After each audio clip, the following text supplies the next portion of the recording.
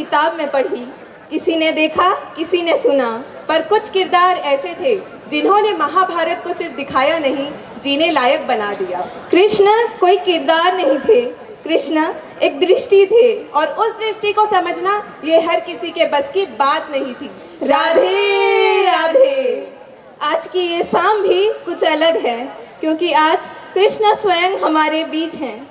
आज हम सिर्फ किसी का आगमन घोषित नहीं कर रहे, आज हम अपनी स्मृति, अपनी श्रद्धा और अपने संस्कार को आवाज दे रहे हैं। वो चेहरा है जिसे देखकर धर्म सरल लगा, कर्म स्पष्ट लगा और जीवन का मार्ग दिखाई दिया। आज हमारे बीच उस युग की धड़कन, उस आवाज का स्वर, उस दृष्टि की गहराई स्वयं उपस्थित है। महाभारत के कृष्ण। जब उनकी आंखें बोलती है तो शब्द हार मान लेते हैं। उनकी आवाज ऊंची नहीं होती, पर सीधे मन तक पहुंचती है। जब वो मुस्कुराते हैं तो युद्ध भी रुक जाता है, और जब वो बोलते हैं तो पूरी सृष्टि सुनने लगती है। वो कृष्ण को दिखाते नहीं, वो कृष्ण को महसूस करवा देते हैं। एक ऐसे आवाज जिनकी आवाज में सृष्टि नहीं होती, एक ऐसे आवाज जिनकी आवाज में स्थिरता होती है। ऐसी स्थिरता जिसमें भीड़ भी अपनी सांस संभाल लेती है। आज की दुनिया में जहां हर एक आवाज अपनी जगह बनाने के लिए चीखती है, वहीं एक आवाज ऐसी रही जिन्हें कभी ऊंचा बोलना नहीं पड़ा, क्योंकि जब वो बोले तो मौन भी अपनी जगह छोड़कर उनके चरणों में आ बैठा। एक ऐसे व्यक्ति जिन्होंने हमें सिखाया कि कर्म से बड़ी कोई पूजा नहीं और सत्य से बड़ी कोई शक्ति नहीं। वो जिन्होंने कहानी को शाश्वत बना दिया और शाश्वत को हमारे दिल का हिस्सा। हमारे समय के महानायक, वो आत्मा, वो आवाज, वो गुरु, वो साथी जिन्होंने हमें महाभारत की धड़कन दी। आज वो धुन फिर सुनाई देने वाली है। आज वो युग फिर से सांस लेने वाला है। आज वो स्मृतियां फिर जीवित होंगी जिन्हें हमने समय की अलमारी में संभाल कर रखा था। क्योंकि आज कृष्ण फिर से स्वयं हमारे बीच चलकर आए हैं। उन्होंने कृष्ण को सजाया नहीं, उन्होंने कृष्ण को समझा। इसीलिए जब वो बोले तो हमने ताली नहीं बजाई, हमने सर झुका दिए।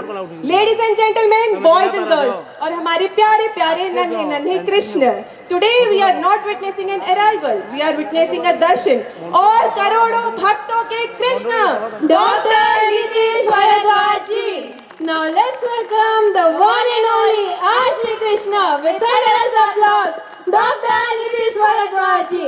सब हमारे मेहमानगण खड़े होकर जोरदार तालियों के साथ उनका स्वागत करें। तालियां रुकनी नहीं चाहिए, जोर से बोलिए राधे राधे। जय श्री कृष्ण।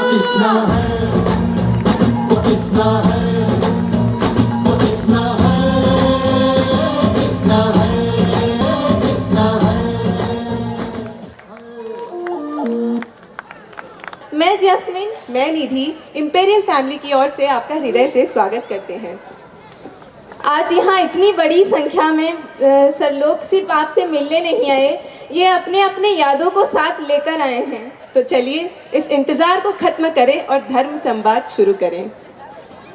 संवाद शुरू करने से पहले मैं उस कृष्ण को यहाँ पर बुलाना चाहता हूँ जो कृष्ण रंग में है, काले रंग में है। कृष्ण फेडिक्स। आज स्थिति ऐसी है डिजिटल ईरा में कि हम लोग सब कुछ रेडीमेड देखते हैं। आप लोगों ने महाभारत भी देखी, जो चोपड़ा साहब का एक विजन था, उस विजन के अनुसार उन्होंने कृष्ण को प्रस्तुत किया। स्वयं कृष्ण ने मेरे इस शरीर और चेहरे का इस्तेमाल किया स्वयं को प्रकट करने के लिए। लेकिन बचपन से जितना कृष्ण के संदर्भ में साहित्य मैंने पढ़ा, तो मेरे मानस पटल पर जो कृष्ण थे वो ऐसे दिखते थे। मुझसे भी कई अधिक सुंदर, मुझसे भी कई अधिक मोहक। देखो इसकी मुस्कान, देखो कितनी मोहक है। मैंने इनसे कहा जब मैं ऊपर आया कि मेरे मानस का कृष्ण तुम हो। इस कृष्ण के लिए बहुत जोरदार तालियां हो जाए।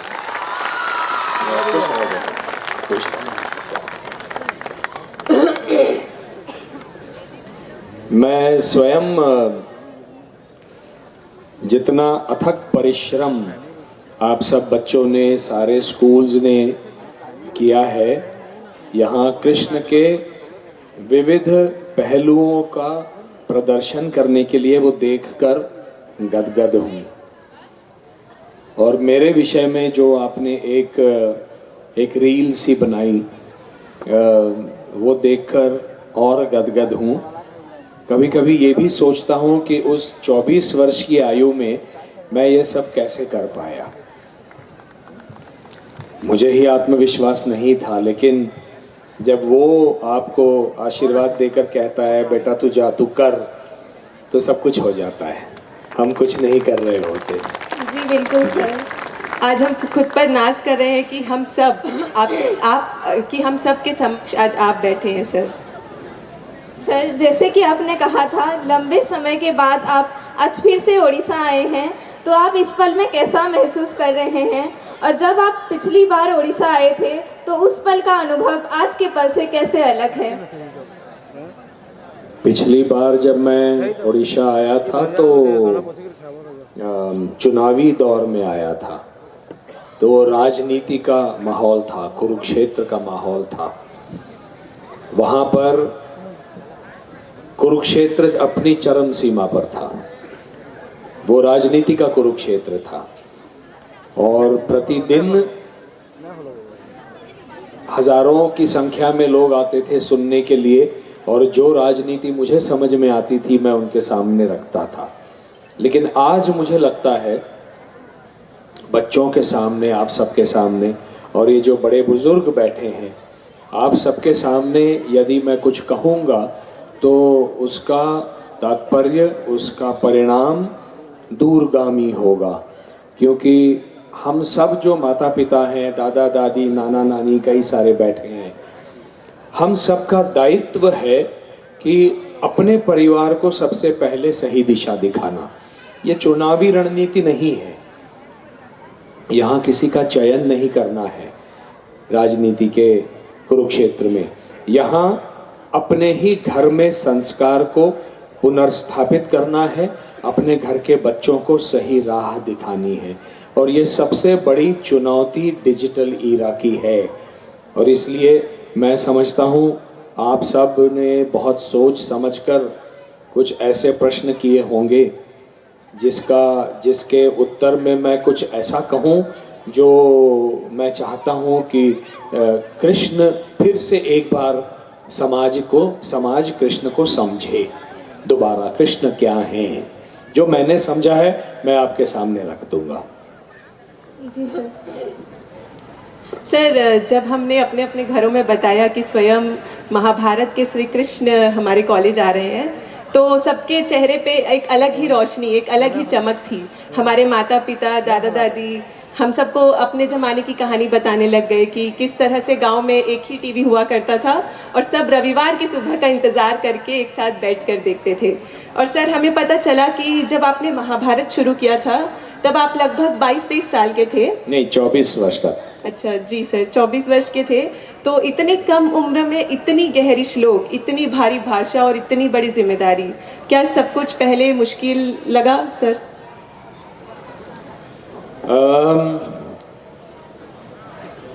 मुश्किल लगा मुझे जब पहली बार रवि चोपड़ा जी ने ये मेरे सामने प्रस्ताव रखा कि तुमको कृष्ण के लिए मैं बुलाना चाहता हूँ स्क्रीन टेस्ट करने के लिए, तो मैंने मना कर दिया। तो फिर उनके साथ मैंने एक एड फिल्म में काम किया था। फिर दोबारा उन्होंने कहा कि स्क्रीन टेस्ट कर लेते हैं। मैंने कहा नहीं सर, मैं नहीं करना चाहता। उसके बाद मैं तब असिस्टेंट डायरेक्टर हुआ करता था रवि बासवानी जी का। रवि बासवानी जी को आपने जाने भी दो यारों फिल्म में देखा होगा। तो बहुत बड़े निर्देशक और कलाकार थे। एक तरह से हिंदी नाटकों में मुझे ले जाने का श्रेय उनको मिलता है। तो उनका मैं असिस्टेंट था और भाग्यश्री पटवर्धन की डबिंग करने के लिए हम लोगों ने एक सीरियल की थी। तो उसकी डबिंग करवाने के लिए मैं भाग्यश्री के साथ वहाँ BR के स्टूडियोज़ में गया था। तो वहाँ रवि जी फिर से आए बोले मैं तुमको बार बार कह रहा हूँ स्क्रीन टेस्ट करना है, क्यों मना करते हो?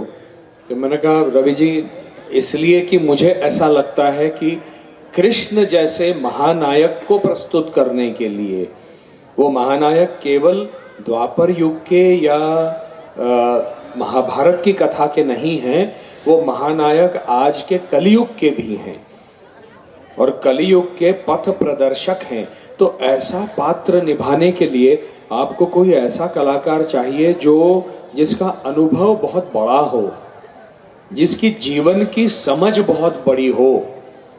इसलिए मैं मना कर रहा हूं, बाकी मेरी ये औकात नहीं है कि मैं आपको और BR साहब को मना करूं। तो उन्होंने कहा नहीं, हम एक स्क्रीन टेस्ट कर लेते हैं, मैं तुमको ये थोड़ी ना कह रहा हूं कि तुमको मैंने पात्र दे दिया। मैं कहा ठीक है रवि जी, स्क्रीन टेस्ट कर लेते हैं। स्क्रीन टेस्ट किया। मुझे नहीं पता था कि उस स्क्रीन टेस्ट को देखने के लिए BR चोपड़ा, रवि चोपड़ा, डॉक्टर राही मासूम रजा, पंडित नरेंद्र शर्मा, ये सारे ही वहां अंदर बैठे हुए थे। सारे दिग्गज जिन्होंने ये धारावाहिक के विषय में उनकी ये विजन थी, उन्होंने सोचा था, ये सारे दिग्गज उस स्क्रीन टेस्ट को देख रहे थे। और उसके बाद चोपड़ा साहब ने बुलाया और कहा कि तुमको ये रोल दे रहा हूं। मैंने कहा मैं कुछ बोल नहीं पाया और मैंने कहा कि मुझे नहीं लगता कि इसको मैं निभा पाऊंगा। तो पंडित नरेंद्र शर्मा जी और राही मासूम रजा, नरेंद्र शर्मा जी ने हर एपिसोड का स्क्रीन प्ले लिखा था और राही साहब ने प्रत्येक एपिसोड के प्रत्येक व्यक्तित्व के संवाद लिखे थे। तो उन्होंने कहा कि पंडित जी का घर यही पास में है, चलो वहां चलते हैं और वहां कुछ बात कर लेंगे। तो हम पंडित जी के घर चले गए और उन्होंने चाय समोसे का इंतजाम किया और मुझे चाय समोसे खिलाते खिलाते उन्होंने कृष्ण के विषय में चर्चा शुरू कर दी और मैंने भी उनके साथ चर्चा करना शुरू कर दिया, क्योंकि बचपन से कृष्ण के विषय में साहित्य मराठी और हिंदी वांग्मय में साहित्य में पढ़ा हुआ था। तो मैंने वो चर्चा शुरू कर दी। ऐसे करते करते हम लोग 1 घंटे तक चर्चा कर रहे थे। तब जाकर पंडित नरेंद्र शर्मा जी ने कहा कि बेटे, तुमको समझ में आ रहा है कि तुम हम दोनों के साथ कृष्ण के विषय में चर्चा कर रहे हो? मैंने कहा आपने कहा कि चर्चा करनी है तो मैं चर्चा कर रहा हूं। तो राही साहब ने, बहुत नटखट थे राही साहब, राही मासूम रजा साहब बहुत नटखट किस्म के व्यक्ति थे। उन्होंने कहा तात्पर्य ये है कि तुम कृष्ण के विषय में सब कुछ जानते हो, हमारे साथ चर्चा कर रहे हो, अब बस उसको निभाना है कैमरे के सामने, ये हम कहना चाह रहे हैं। तब मेरी थोड़ी सी ट्यूबलाइट लगी कि अरे ये तो मेरे साथ खिलवाड़ कर रहे थे। तो मैंने कहा सर मुझे एक 24 घंटे का समय दीजिए। मैं घर गया, अपने माता पिता से मैंने डिस्कशन की। मैंने कहा कि ऐसा ऐसा हुआ है और 2-3 बार मना कर चुका हूं, आज वो कह रहे हैं। तो दोनों ने कहा कि हमने तुम्हारा सारा प्रवास साहित्य का, साहित्य को पढ़ने का, नाटकों का, फिल्मों का, तब मैं मराठी फिल्में किया करता था एक हीरो के रूप में, ये सारा प्रवास हमने देखा है और हमको लगता है कि तुम में वो सब कुछ है कि तुम कृष्ण निभा पाओगे। आंखें बंद करके कृष्ण निभाने के लिए हाँ कर दो। जब माता पिता जो मेरे सबसे बड़े क्रिटिक थे, जब उन्होंने ये कह दिया तो एक तरह से बल मिल गया कि अगर माता पिता कहते हैं कि मुझ में वो क्षमता है तो मुझे अपने आप पर संदेह करने का अधिकार नहीं है। तब जाकर मैंने उसको स्वीकार किया, अपनी गलती के लिए माफी भी मांगी चोपड़ा साहब की कि मुझे समझ में नहीं आ रहा था, लेकिन अब मैं कर रहा हूं और पूर्ण विश्वास के साथ, समर्पण के साथ एक अभिनेता के रूप में आपके लिए उपस्थित हूं। उसके बाद मैं हमारी जो माँ भगवती का मंदिर है कारला में, लोनावला खंडाला के पास में, वहां गया। वहां जाकर उपासना की, प्रार्थना की, पूजा की कि माता शक्ति दो, इसको निभाने का बहुत बड़ा दायित्व है। और फिर जो कुछ हुआ वो उसने कराया।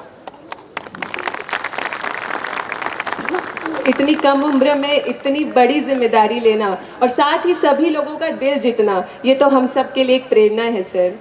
मैं केवल बच्चों को ये कहना चाहूँगा, आप सब बच्चों को, कि कहीं ना कहीं मन में आस्था का होना बहुत आवश्यक है और पूर्ण समर्पण आवश्यक है।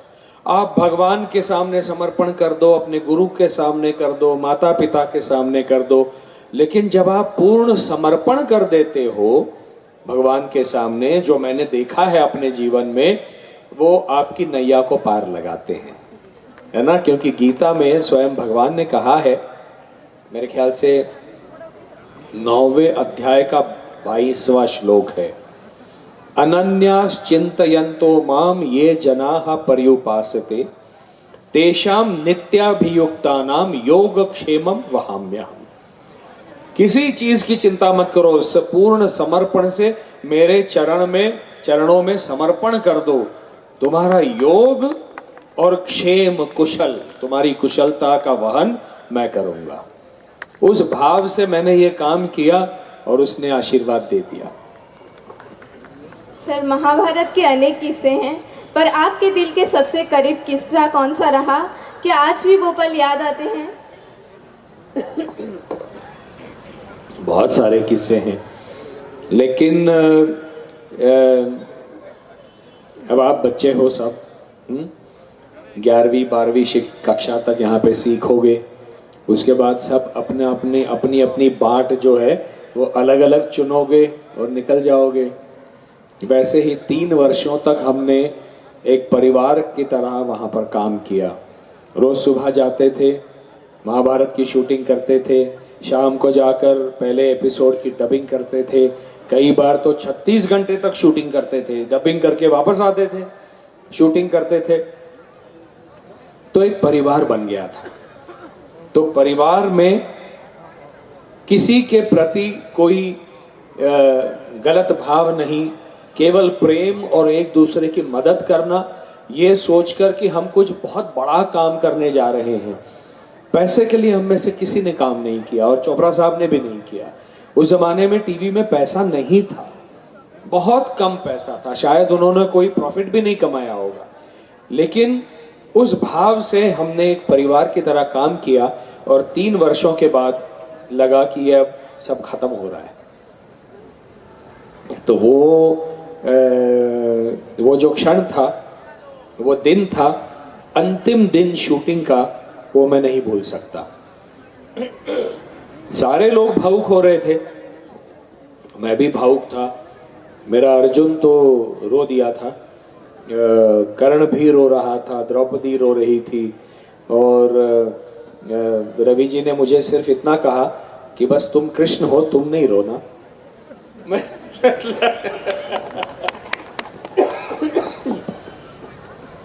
हमेशा से लोगों ने एक इतना बड़ा दायित्व मेरे कंधों पर डाल दिया। मैंने कहा रवि जी, भावुक तो मैं भी हो रहा हूं, मनुष्य हूं। बोले नहीं, तुम कृष्ण हो, तुम नहीं रो सकते, तुमको इन सबको संभालना है। तो वो क्षण अपनी भावनाओं को नियंत्रण में रखते हुए, लेकिन उस भाव को जीवित रखते हुए, वो भाव, देखिए हम लोग मनुष्य हैं, प्राणी, मनुष्य हैं, प्राणी हैं, वृक्ष हैं, पशु पक्षी हैं, इन सब की भावनाएं होती हैं। जिस दिन ये भावना समाप्त हो जाएगी, हम मनुष्य नहीं रहेंगे। इसलिए उस भावना को जीवित रखते हुए, नियंत्रित करते हुए मैंने सबको संभाला, सबको हौसला दिया कि हम मिलते रहेंगे। वो जो दिन है और वो क्षण है, वो मैं कभी भूल नहीं सकता। और इतना कि अभी मैंने पुनीत को देखा यहाँ पर, दुर्योधन का जिसने पात्र किया था, पुनीत भी रो रहा था। पुनीत को भी मैंने समझाया, दुर्योधन को, वो दुर्योधन के वेश में था, दुर्योधन को भी मैंने समझाया कि तुम रो मत। तो ये हम सब ने बहुत कुछ सीखा है जीवन में, महाभारत से, अपने अपने पात्र से, अपने मित्रों के पात्रों से भी हमने सीखा है। तो उस सीख को जीवन में उतारने का प्रयास करते हैं और यही करना है आप सबको। जी सर, बिल्कुल बिल्कुल। सर, आपके शब्दों से ये महसूस होता है कि ये आपके लिए एक किस्सा नहीं था, बल्कि ये एक जीता जागता अनुभव था। शायद इसीलिए महाभारत आज भी हम सब के दिलों में जिंदा है। छोटी सी मुस्कान बड़ी जिम्मेदारी के बीच, ये है कृष्ण का खेल, ये है जीवन का गीत। सर, क्या कृष्ण का बचपन हमें ये सिखाता है कि बड़ी जिम्मेदारियों के बीच भी अपनी मुस्कान को जिंदा रखना जरूरी है? कृष्ण का जीवन ही ये सिखाता है। देखिए, कृष्ण नाम जो है वो संस्कृत के क्री धातु से निर्माण हुआ है। क्री अर्थात क्रिया, कोई भी क्रिया करना, कोई कर्म करना। तो कृष्ण ने केवल अपना निहित कर्म किया हंसते हंसते। उनका बचपन ही कठिन नहीं था, उनका पूरा जीवन ही कठिन था। उन्होंने क्या सुख पाया होगा? हमेशा लोग कहते हैं कि कृष्ण की एक तो गलतफहमी है कि कृष्ण की 16,108 रानियां थी। ये गलतफहमी है। कृष्ण की 8 पत्नियां थीं और 16,100 जो युवतियां थीं उनको नरकासुर ने कारागार में बंद किया हुआ था। उनको जब नरकासुर का वध किया तो उन युवतियों ने उनसे पूछा कि जो समाज मां सीता से अग्नि परीक्षा की मांग करता है वो हमसे भी ऐसा ही कुछ करेगा, और हम तो मां सीता नहीं है, हमारे ऊपर, हमारे चरित्र के ऊपर संदेह करेगा तो हमारा समाज में स्थान क्या होगा? क्या समाज हमको एक वेश्या की तरह देखेगा? तब कृष्ण ने कहा, आपको समाज में स्थान देने के लिए मात्र आप मेरी पत्नियां कहलाओगे। आप अपना अपना जीवन यापन करने के लिए स्वतंत्र हैं। आप जाइए और अपना जीवन यापन कीजिए। और उस समाज ने, क्योंकि कृष्ण ने उनको आश्रय दिया था, उनको सम्मान मिला। तो प्रत्येक घड़ी में कृष्ण के जीवन में विपरीत परिस्थितियां आई हैं, उनको सुख नहीं मिला है। धर्म की स्थापना अगर करनी है, वो कहाँ मथुरा में थे, जब जन्म हुआ तो कारागार में हुआ, कारागार से निकले और वसुदेव जी ने, अभी आपने देखा जैसे गोकुल वृंदावन में उनको पटक दिया अपने मित्र के घर में।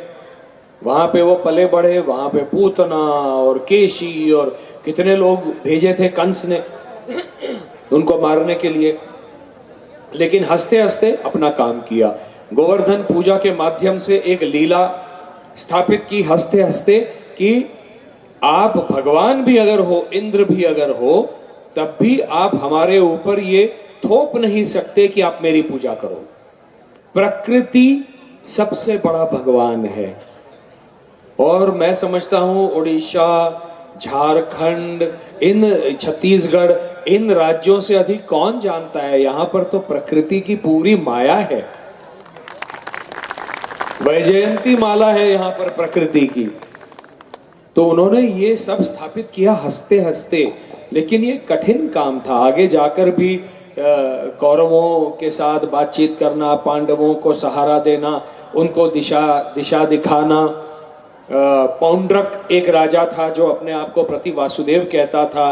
पौंड्रक के साथ निपटना, शिशुपाल के साथ निपटना। आपने यदि कोई ऐसा आदर्श अपने समक्ष रखा है जीवन में, आज भी कलयुग में, अगर आपने आदर्श जीवन जीने का बीड़ा उठाया है तो आपको ये सब सामना करना पड़ेगा, कठिन परिस्थिति का सामना करना पड़ेगा। लेकिन मैं ये मानता हूं कि आप में वो क्षमता है, इसीलिए आदर्शों का पालन करने का मन आपका उसने बनाया, क्योंकि आप में क्षमता है। जिसमें क्षमता नहीं है वो बड़ी आसानी से करप्शन की राह पर चल देता है।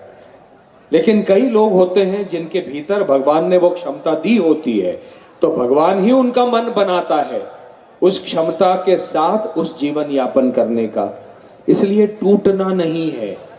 हंसते हंसते उत्सव की तरह जिस प्रकार से कृष्ण ने जीवन यापन किया, वैसा ही हमको करना है। सबके जीवन में ये जीवन जो है, ये क्या कहते हैं, गुलाब की पंखुड़ियों का मार्ग नहीं है, इसमें कांटे भी हैं।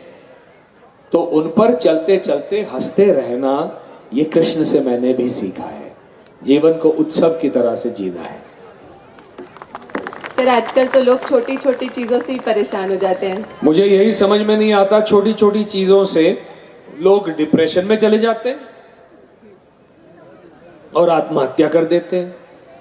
किसी और की गलती के लिए स्वयं को हम शिक्षा देते हैं, पनिशमेंट देते हैं आत्महत्या करके। ये तो मुझे समझ में नहीं आता। हर छोटी चीज में डिप्रेस हो जाते हैं, क्यों?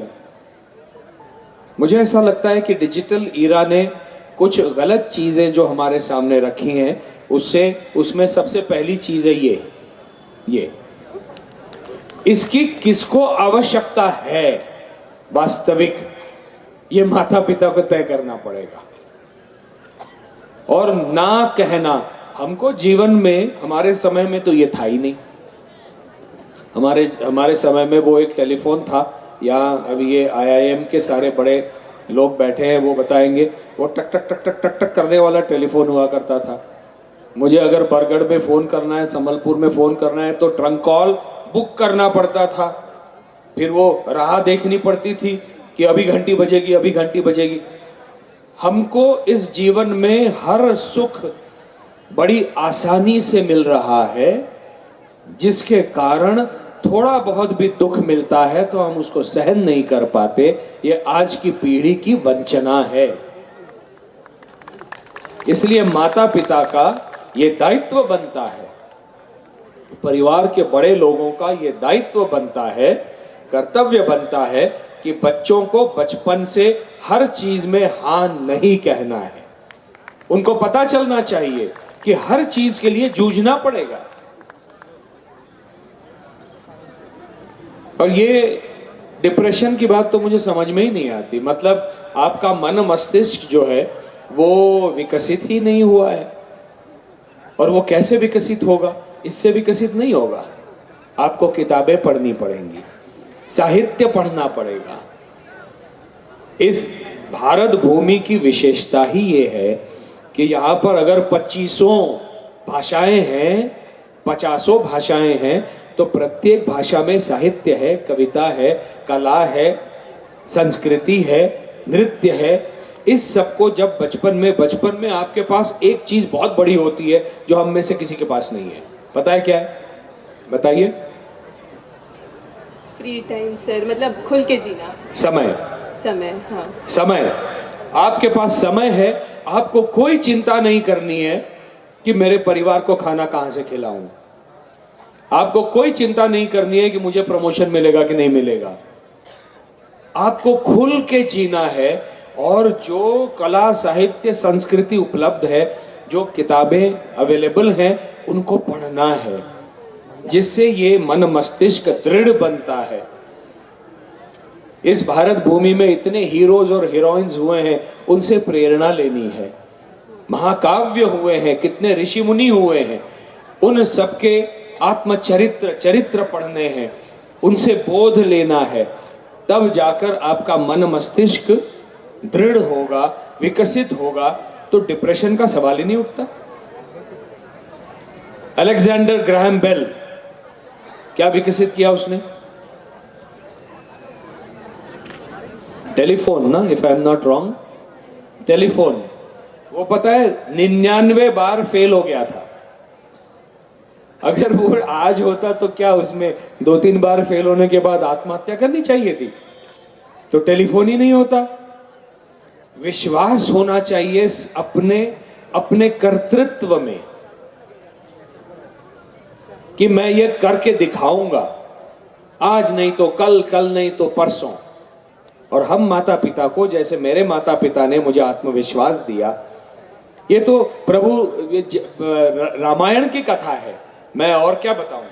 रामायण में हनुमान जी को जब बोला गया था कि वहां जाकर द्रोणागिरी नहीं, वो जब लंका जा रहे थे संदेश लेकर, तो वो उड़ने का प्रयास कर रहे थे, वो उड़ ही नहीं पा रहे थे। तो जामवंत ने उनसे कहा था कि हे हनुमान, आप मरुत के अवतार हो, मरुत के पुत्र हो, आपको अपनी शक्ति का ही एहसास नहीं हो रहा है। वो एहसास तब होगा जब पूर्ण समर्पण करोगे अपने इष्ट के सामने, उनका नाम लोगे और तब जाओगे। तब जाकर हनुमान जी ने कहा जय श्री राम, और वो सारी चेतना जागी और वो उड़कर लंका चले गए। तो ये बहुत आवश्यक है, इन कथाओं के माध्यम से हम ये सीख लेते हैं। यही सीखना है आप सबको, आपके पास बहुत समय है। जी सर, आज हम यहाँ से ये सीख लेके जाएंगे तो शायद जिम्मेदारियां बोझ नहीं, सफर का हिस्सा लगने लगेंगी। सर, महाभारत में श्री कृष्ण का एक वाक्य हर युग में गूंजता है और वो है कर्मण्येवाधिकारस्ते मां फलेषु कदाचन, यानी कर्म करो, फल की चिंता मत करो। आज जब हर इंसान सफलता और परिणाम के बोझ तले दबा है, तो इस संदेश को आप कैसे देना चाहेंगे? आपने स्वयं उत्तर दे दिया है इसका। सफलता और परिणाम के बोझ तले दबता जा रहा है, तो वो तो कर्म फल है। सफलता आपके कर्मों का फल है, परिणाम आपके कर्मों का फल है, जिसके ऊपर आपको ध्यान देना ही नहीं है। आपको केवल अपना कर्म, जो आप में क्षमता है, उस क्षमता के योग्य, उसके अनुसार बेस्ट करना है। जो आपकी प्रज्ञा है उसके अनुसार अपना बेस्ट देना है। सबसे अच्छी पढ़ाई करनी है, सबसे अच्छा काम करना है, यही अपने हाथ में है। जिस दिन आप मेरे कितने अंक आएंगे, मेरे कितने मार्क्स आएंगे, इसका परिणाम क्या होगा, क्या मेरा जो आगे चलकर मेरा जो वो कॉर्पोरेट में क्या कहते हैं सर आप इसको, एनालिसिस होता है, इवैल्यूएशन होता है, आईआईएम के सर बैठे हैं, क्या कहते हैं, अप्रेजल, रिव्यू और अप्रेजल। तो जब हम ये सोचेंगे कि मेरा रिव्यू और अप्रेजल होगा, तब क्या होगा, आपके हाथ में नहीं है, क्योंकि वहां पे 4 लोग बैठे होंगे, वो 4 अलग अलग गुण या दुर्गुण या आप में क्या कमी है, ये अलग अलग अपने ढंग से देख रहे होंगे। तो आपके हाथ में नहीं है परिणाम, आपके हाथ में है कर्मण्येवाधिकारस्ते मां फलेषु कदाचन। बेस्ट कर्म करो और परिणाम की चिंता ना करो, परिणाम अच्छा ही निकलेगा। जी बिल्कुल सर। जैसे कि आजकल हर एक इंसान के मन में ये प्रश्न रहता है कि अगर फल ही नहीं हुआ तो हम कर्म कैसे करेंगे, बिना फल की कर्म क्यों करेंगे। आजकल के हर एक इंसान के मन में ये प्रश्न रहता है सर।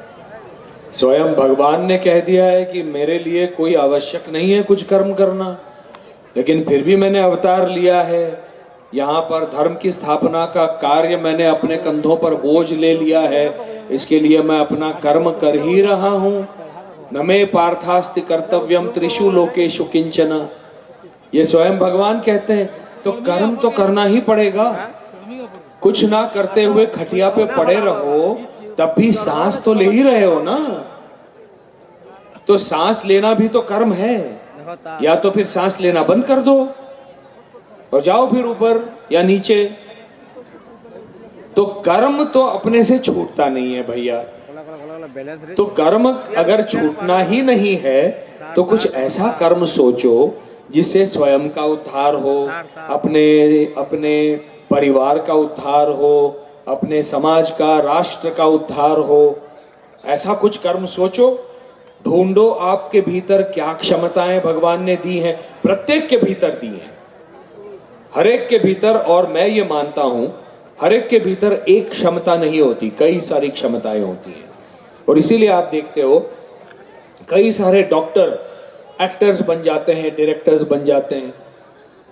कई सारे फिल्म इंडस्ट्री के लोग आज जाकर बिजनेस कर रहे हैं।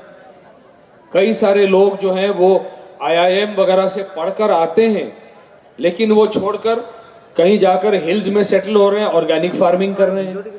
हा?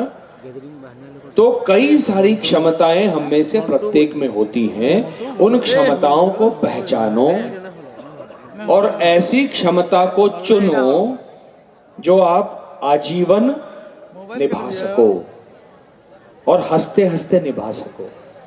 केवल इसलिए आईटी में नहीं जाना है कि आईटी में पगार बहुत अच्छी मिलती है। फिर आप कंप्लेन करोगे, अरे यार 18 घंटे काम कर रहा हूं, समय ही नहीं मिल रहा है अपने लिए।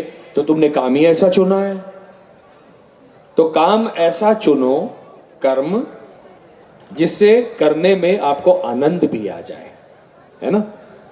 तो कर्म तो छूटता नहीं है, सांस लेना भी कर्म है, इतना लिख लो, है ना। तो कर्म करना ही है, तो कुछ अच्छा करो। जी बिल्कुल सर, इन क्षमता को पहचान लेना ही तो जीवन का जीत है सर। सर, कृष्ण ने कभी अपना दर्द प्रदर्शित नहीं किया, क्या ये भी जीवन की एक कला है?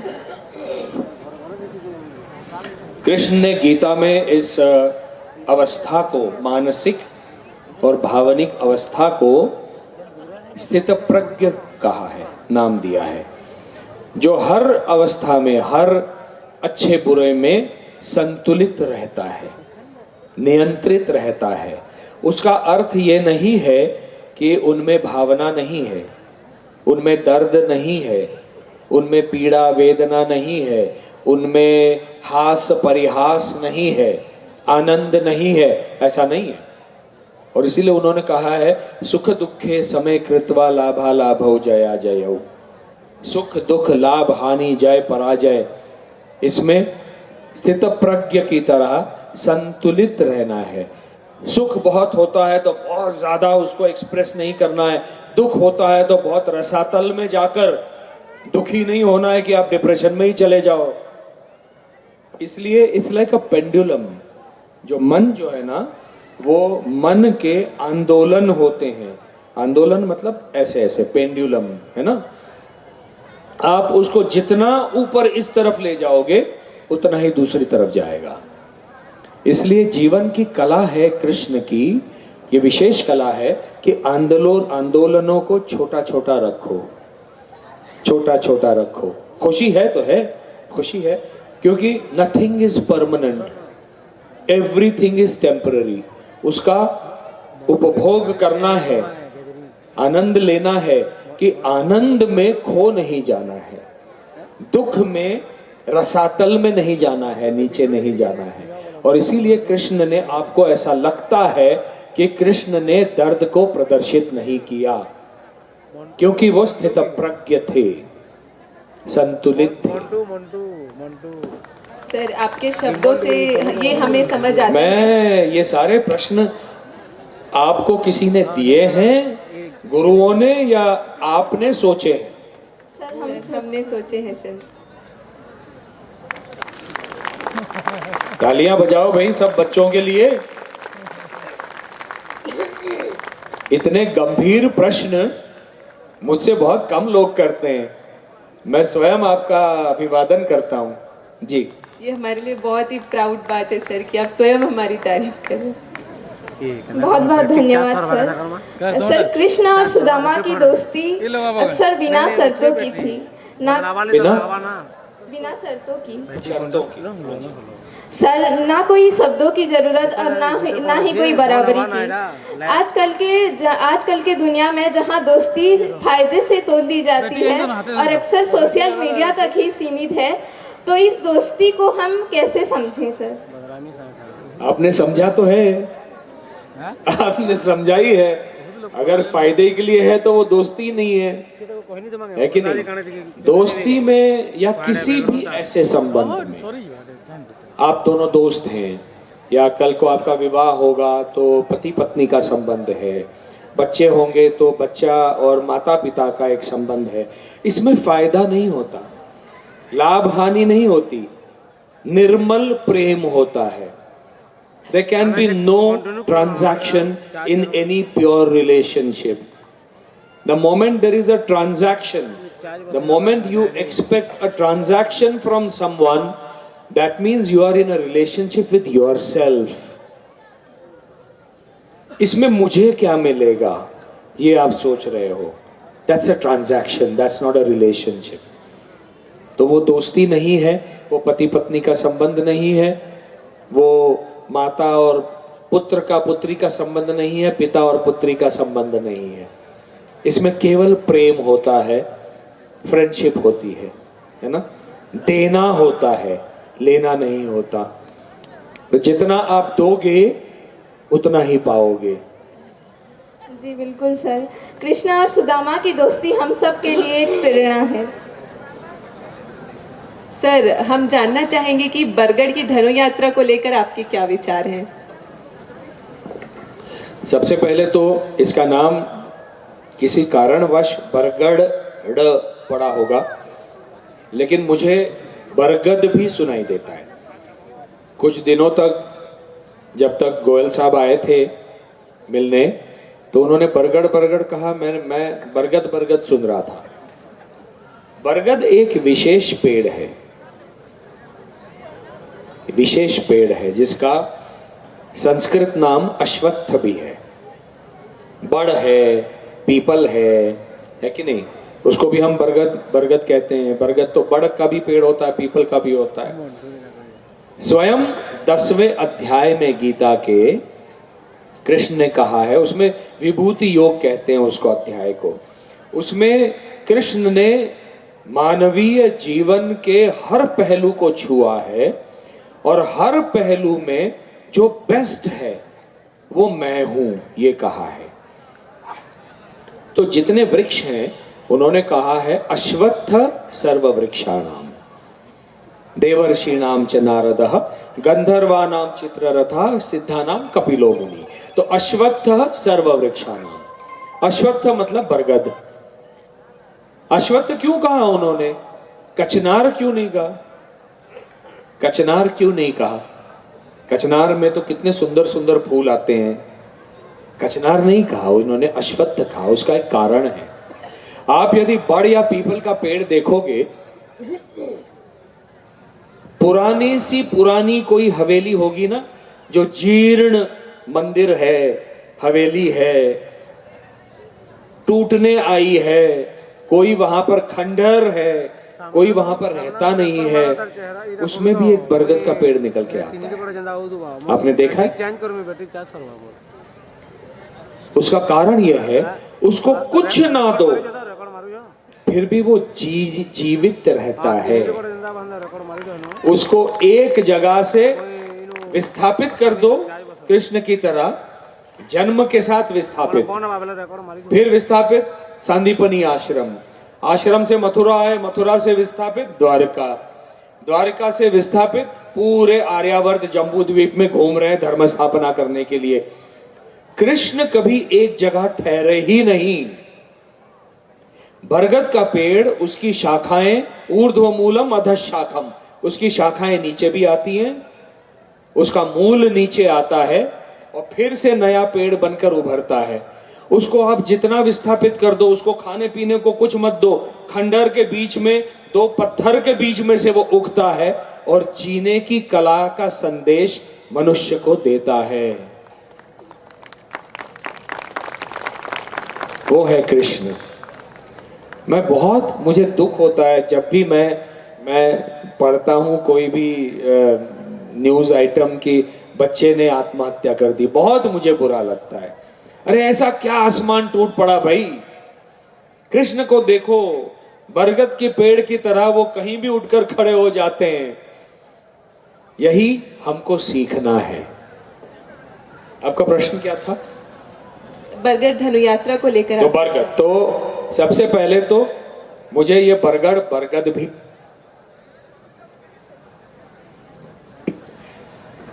दूसरा आपने थोड़ा सा ये जो इसके पहले प्रस्तुतिकरण किया उसमें भी कंस थे, तो ये दरअसल धनुर्याग था। कंस के पास एक बहुत बड़ा धनुष्य था, उसके धनुष्य के उसके लिए वो याग अर्थात यज्ञ करते थे और पूरे दुनिया के सामने अपने शक्ति का प्रदर्शन करते थे। और उस धनुर्याग का निमंत्रण उन्होंने विदुर के माध्यम से दिया था कृष्ण बलराम को, और मन में एक गलत भाव था कि कुवलिया पीड़ हाथी और चाणूर और मुष्टिक पहलवानों के माध्यम से कृष्ण और बलराम की मैं हत्या कर दूंगा, है ना। तो धर्म और अधर्म का वो धनुर्याग जो है वो प्रतीक बन गया, और धर्म अधर्म के उस प्रतीक में धर्म की रक्षा करने के लिए कृष्ण बलराम और अधर्म के प्रतीक कंस, उनको कैसे मारा गया। ये 10-11 दिन यहाँ पर जो धनुर्यात्रा होती है, उसमें ये पूरा का पूरा प्रदेश जो है यहाँ का, ये जो भाग है, संभाग है, वही एक तरह से मथुरा बन जाता है। ये अपने आप में कितनी अच्छी बात है। वो केवल एक धर्म अधर्म क्या है, अधर्म क्या है, धर्म क्या है। मुझे गोयल साहब ने बोला कि यहाँ पर अगर ट्रैफिक का चालान भी अगर होना है तो वो कंस भी वहां पर है, कृष्ण भी वहां पर है।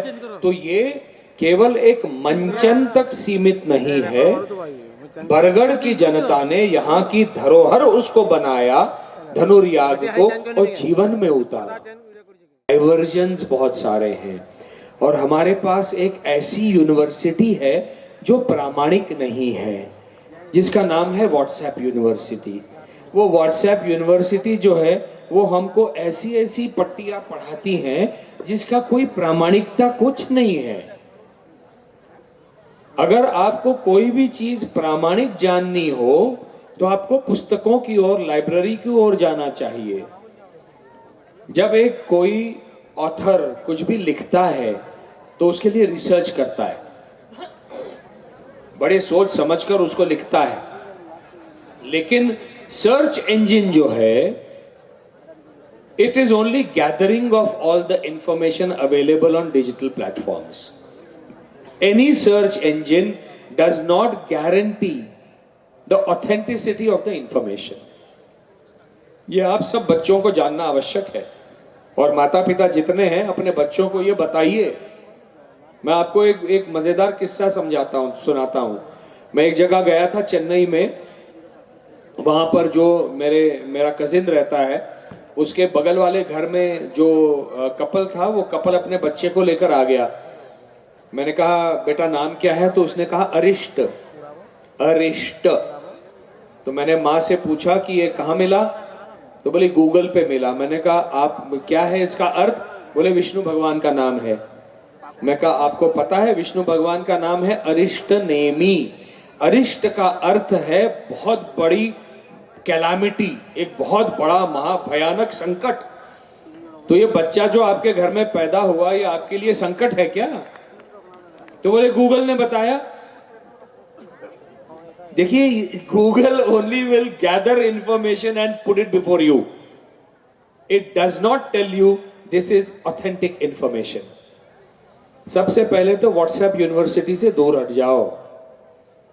व्हाट्सएप यूनिवर्सिटी से सुन के अपने माता पिता को कुछ भी बोलना।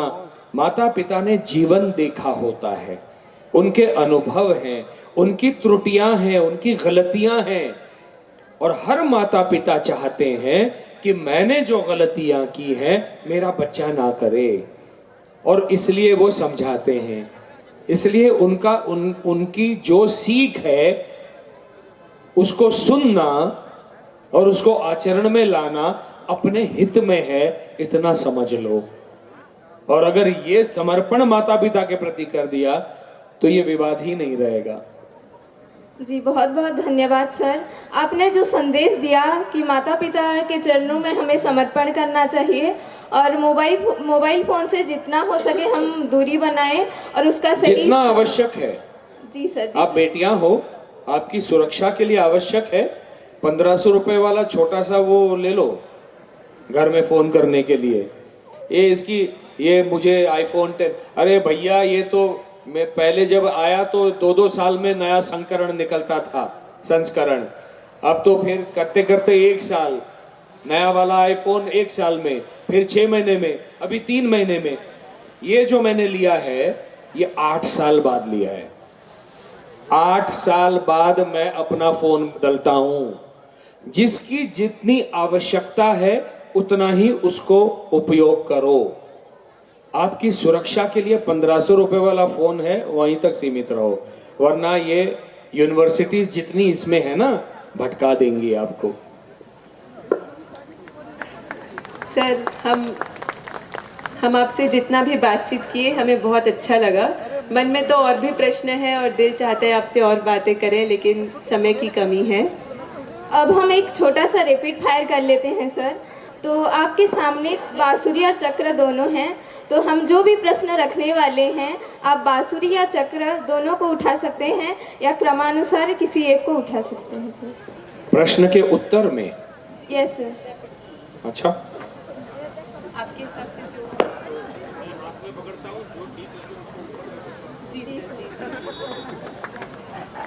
जी।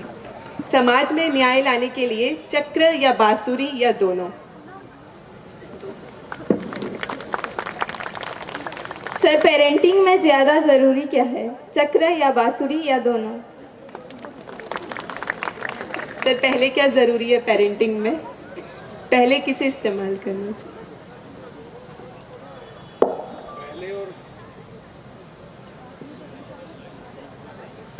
पहले और दूसरे। आपने सिर्फ रैपिड फायर का प्रश्न बोला था, उसका उप प्रश्न नहीं बोला था।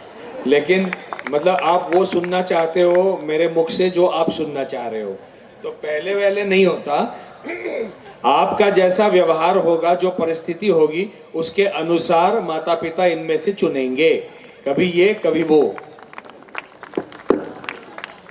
मोबाइल बच्चों से छीनने के लिए चक्र या बांसुरी या दोनों?